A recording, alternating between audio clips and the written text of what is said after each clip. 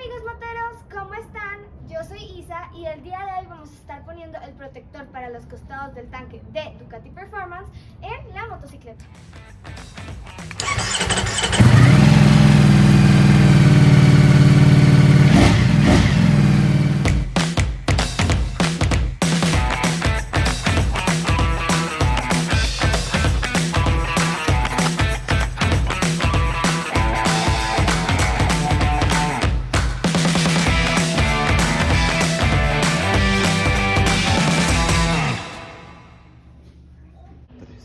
Lo primero que vamos a hacer es usar la toallita desengrasante que viene incluida para limpiar los costados del tanque y posteriormente poder poner el protector. Ahora que terminamos de limpiar, podemos colocar el protector. Comenzaremos poniendo el de la parte superior.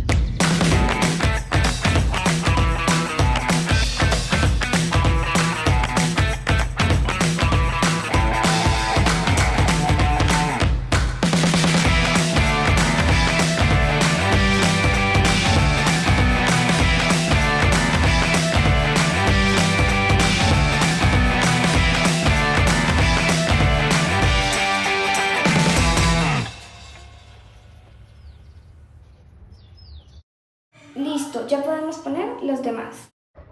Bueno, eso ha sido todo por hoy. Espero les haya gustado mucho el video. No olviden suscribirse y darle like aquí abajito. Además, deberían darle clic a la campanita de notificaciones para no perderse ninguno de nuestros próximos videos.